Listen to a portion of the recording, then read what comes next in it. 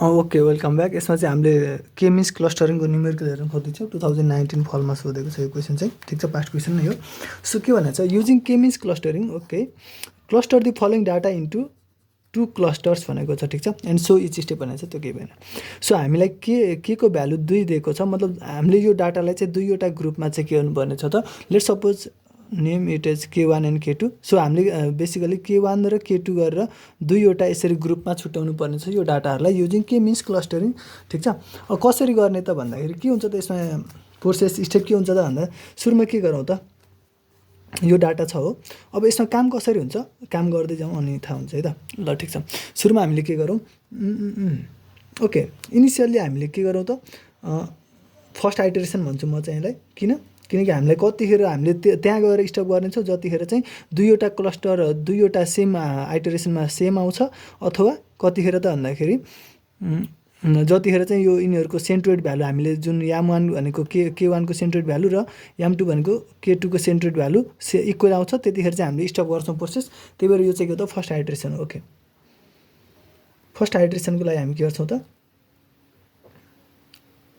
Initially let याम1 equals to centroid for cluster 1 equals to कति मानौँ त, लेट्स से 4 मानौँ, एन्ड याम2 भनेको के त, सेन्ट्रोइड फर क्लस्टर 2 K2 को लागि हामीले कति मानौँ, लेट्स से 20। ओके, यो ऱ्यान्डमली तपाईँले गिभन डाटा सेटबाट लिँदा हुन्छ, ऱ्यान्डमली जुन भ्यालु लिँदा नि हुन्छ, फर्स्टको दुईवटा लिँदा नि हुन्छ, बिचको दुईवटा लिँदा नि हुन्छ, जहाँको लिँदा नि हुन्छ, तपाईँको मर्जी, बस तपाईँले लिनुहोस्, किनकि यसले अहिले हिसाब मिलाइदिनै हाल्छ। सो अब म के गर्छु त, क्लस्टर 1 को ग्रुप यसमा गर्छु, एन्ड क्लस्टर 2 को ग्रुप जसरी म क्यालकुलेट गर्दै जान्छु म यसमा राख्दै जानेछु। ठिक छ, सो अब हामीले गर्नु पऱ्यो के त भन्दा, यो डाटा म सुरुमा एक्सप्लेन गर्छु अनि पछि हामी फटाफट गर्नेछौँ। ठिक छ, यो डाटाबाट, यो पर्टिकुलर डाटाबाट हामीले के गर्ने त, ओके, हामीसँग डाटा छ त्यहाँ। अब हामीले के गर्न खोज्दैछौँ त, त्यो डाटाहरूलाई हामीले के गर्न खोज्दैछौँ, अब यो डाटाबाट यो क्लस्टरसँगको डिस्टेन्स निकाल्छौँ, अनि यो डाटाबाट यो डाटा यो सेन्ट्रोइडसम्मको डिस्टेन्स निकाल्छौँ, र अनि लेट्स सपोज यो हाम्रो एउटा क्लस्टर हो, यो हाम्रो क्लस्टर हो, यो हाम्रो डाटा हो, यो डाटादेखि यो क्लस्टरसम्मको हामीले डिस्टेन्स निकाल्छौँ, यसलाई हामीले D1 भन्नेवाला छौँ, क्लस्टर 1सँगको डिस्टेन्स, र यो डाटा यो क्लस्टर 2 हो, योसँगको डिस्टेन्स हामीले D2 भन्ने छौँ। ठिक छ, अब यसरी D1 र D2 क्यालकुलेट गर्नेछौँ, र अनि जुन डिस्टेन्स कम हुन्छ त्यो चाहिँ त्यहीँको पऱ्यो नि त, त्यतिर पऱ्यो नि त, के मिन्स क्लस्टरिङ नै त्यही नै भन्ने हो। ठिक छ, हो, त्यो यो पर्टिकुलर पोइन्ट, यो पर्टिकुलर डाटा चाहिँ त्यो वाला क्लस्टरको पऱ्यो, त्यो वाला ग्रुपको पऱ्यो, अर्कोको भन्दा त्यसको नजिक भयो, त्यही भएर त्यसमा पऱ्यो भनेर हामीले त्यसरी निकाल्छौँ। भनेपछि यो डिस्टेन्स निकाल्नु पऱ्यो, डिस्टेन्स निकाल्नको लागि अब 1 डाइमेन्सनल डाटा छ भने, ध्यान दिएर सुन्नु, 1 डाइमेन्सनल डाटा मतलब यसरी एउटा मात्र पेयरमा डाटा छ भने, जस्तो x, y को फर्ममा छैन भने चाहिँ त्यतिखेर डिस्टेन्स कुन फर्मुलाबाट निकाल्ने, D1 इक्वल्स टु म्याग्निट्युड मात्रै हेर्छौँ हामीले डिस्टेन्सको। ठिक छ, D1 इक्वल्स टु, ठिक छ, पोइन्ट माइनस, अब याम1 भनौँ अहिले, किनकि हामीले याम1सम्मको डिस्टेन्स निकाल्न खोजेको, पोइन्टदेखि याम1सम्मको डिस्टेन्स। यसरी D2 भनेको के हुन्छ त, हाम्रो D2 भनेको P1 देखि याम2सम्मको डिस्टेन्स, कुनै पर्टिकुलर पोइन्टदेखि त्योसम्मको डिस्टेन्स यसरी निकाल्छौँ, र अनि जुन D1 कम भयो भने K1 ग्रुपमा राख्छौँ, D2 कम भयो भने त्यो पर्टिकुलर पोइन्टको डिस्टेन्स चाहिँ K2 मा राख्छौँ। ठिक छ, ओके, लेट्स स्टार्ट। मैले के भन्छु त, फर 2 को लागि म के गर्छु त, D1 भनेको के हुन्छ, D1 भनेको 2 - 4, किन 2 - 4 इक्वल्स टु 2 आयो। ठिक छ, D2 भनेको कति आउँछ, 2 - 20 भनेको 18 आयो। अभियसली कुन सानो छ, D1 सानो छ, 2 सानो छ, सो मैले 2 लाई यसमा लगेर राख्छु। यस्तै गरी अब अरूलाई गरौँ, फर 4,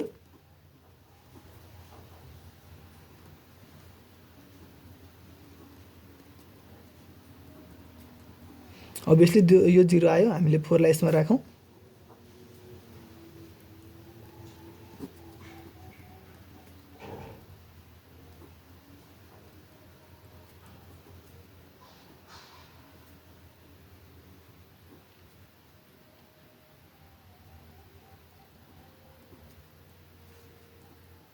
अभियसली 6 सानो आयो, हामीले 10 लाई पनि यसमा राखौँ। ठिक छ, फर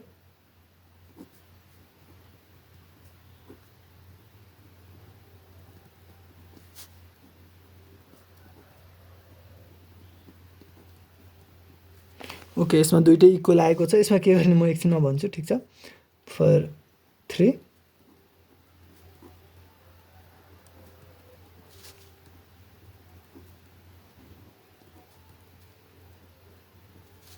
ठिक छ 3 को D1 मा सानो आएको छ सो लेट्स गिभ 3 हियर अर्को कति छ हामीसँग 20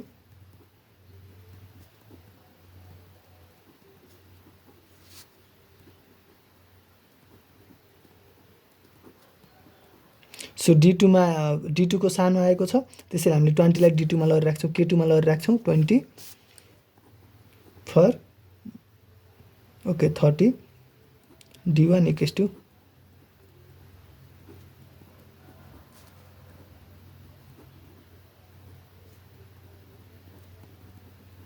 obviously 10 सानो आएको छ हामीले 30 लाई D2 मा K2 मा लगेर राख्छौं ठीक छ ओके गुड अब कति आयो फर 11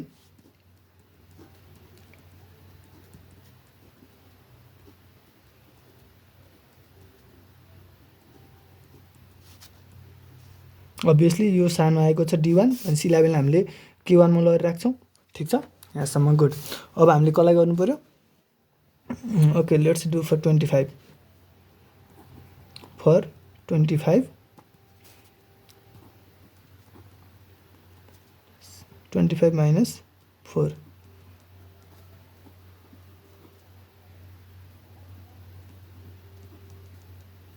ठीक छ 5 सानो आएको छ D2 भनेपछि हामीले 25 लिएर K2 मा राख्छौं ठीक छ अब बाँकी रहेको कुरा 12 को ठीक छ 12 को डाटा अहिले यहाँ इक्वल आएको छ भने त यस्तै गरी अर्को कुनै कन्डिसनमा पनि यदि इक्वल डाटा आयो भने त्यसलाई कुन ग्रुपमा राख्ने त त्यसलाई K1 मा राख्ने कि K2 मा राख्ने त भन्दाखेरि तपाईले कन्सिस्टेन्ट भएर एउटै एजम्पसन मान्नु पर्यो अहिले सानो आउँदाखेरि D1 मा राख्ने पछि फेरि सानो अहिले इक्वल आउँदाखेरि सानो वालामा राख्ने अनि पछि फेरि इक्वल आउँदाखेरि अर्कोमा राख्ने गर्न भएन कि अहिले इक्वल आउँदाखेरि मैले D1 मा लगेर राखे भने अर्को पाली पनि इक्वल आउँदा मैले के गर्छु त D1 मा नै लगेर राख्छु हो त्यो वाला त्यसरी चाहिँ एउटै एजम्पसन चाहिँ कन्सेप्ट त्यसरी चाहिँ के गर्नु पर्यो त तपाईले मान्नु पर्यो त्यसैले मैले अहिले 12 लाई कतिमा लान्छु त D1 अर्थात K1 मा लगेर राखिदिन्छु ठीक छ यदि अहिले मैले D1 मा अब अर्को पाली पनि इक्वल आउँदाखेरि मैले चाहिँ त्यसलाई D1 मा नै राख्छु यो चाहिँ कन्सिस्टेन्सी चाहिँ हुनुपर्छ ठीक छ त्यो भएर गर्नु पर्यो सो हामीले नयाँ क्लस्टर पाइसकेका छौं अब हाम्रो काम हो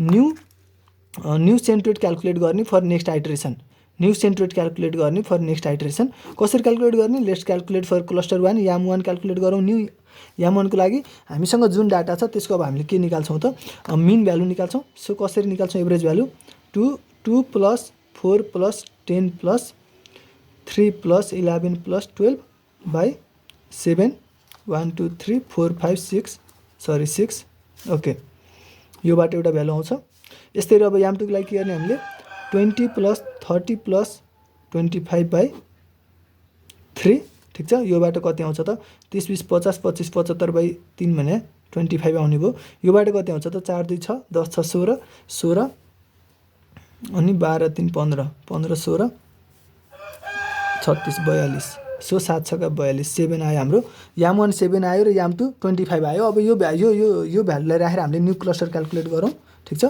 ओके सो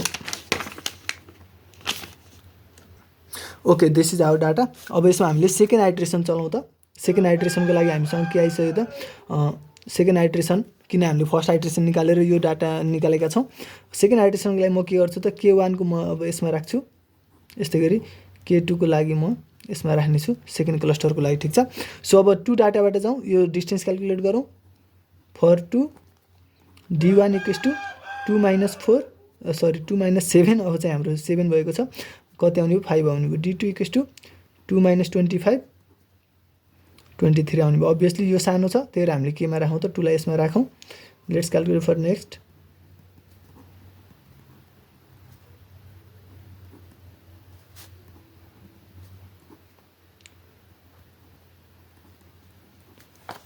obviously यो सानो आयो त्यही भएर हामीले 4 राख्यौं ठीक छ यस्तै गरी अर्को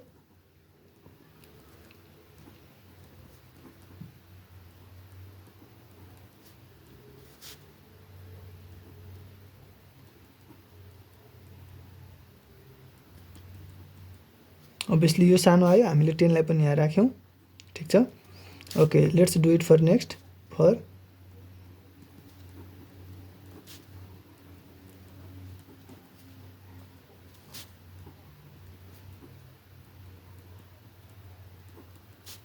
कति आउँछ यो 13 ओके। सो अगेन सानो आएको छ 12 लाई पनि हामीले यसमा लगेर राख्छौँ। Next 3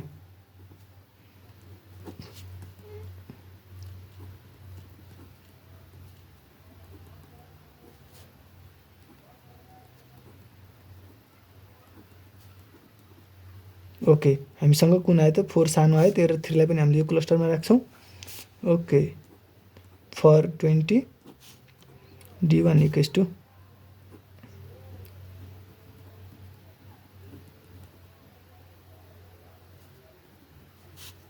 13 d2 equals to 5 okay good. यो सानो आयो त्यसैले हामीले यसलाई क्लस्टर 2 मा लगेर राख्छौँ। क्लस्टर 2 मा 20 okay. Let's for 30 d1 equals to 30 minus 7 equals to 23 30 minus 25 equals to 5 भयो। 30 लाई पनि k2 मा राख्ने। For 11 d1 equals to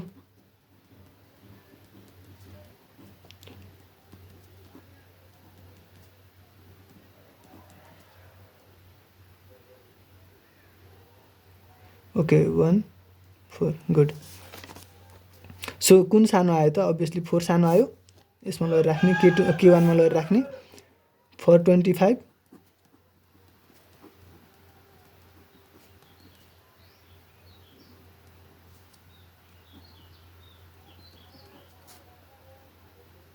okay 25 minus 25 0 आयो। सो यो सानो आयो 25 लगेर राख्ने। ठिक छ यसरी हामीले न्यू क्लस्टर फेरि क्याल्कुलेट गरेका छौँ। तर अब अहिले हेर्ने हो भने यो दुईवटै क्लस्टर चाहिँ के आएको छ त सेम आइडेन्टिकल आएको छ। अघि हामीले निकालेकोसँग अहिलेको के छ त आइडेन्टिकल छ। आइडेन्टिकल छ मतलब याम 1 मैले फेरि पनि क्याल्कुलेट गरेँ भने 7 आउँछ। याम 2 मैले फेरि पनि क्याल्कुलेट गरेँ भने 25 आउँछ। अब फेरि पनि मैले यसलाई फेरि नै गरेँ भने थर्ड आइट्रेसन पनि मैले चलाएँ भने पनि मेरो क्लस्टर सेम नै आउने। त्यही भएर के भयो त यसरी हामीले दुईवटा क्लस्टरमा डिभाइड गरेका छौँ र त्यो क्लस्टर चाहिँ हाम्रो लागि यो हो। ठिक छ यसरी हुन्छ 1 डाइमेन्सनल गाई। अब 2 डाइमेन्सनल गाई कसरी हुन्छ let's see in the next video.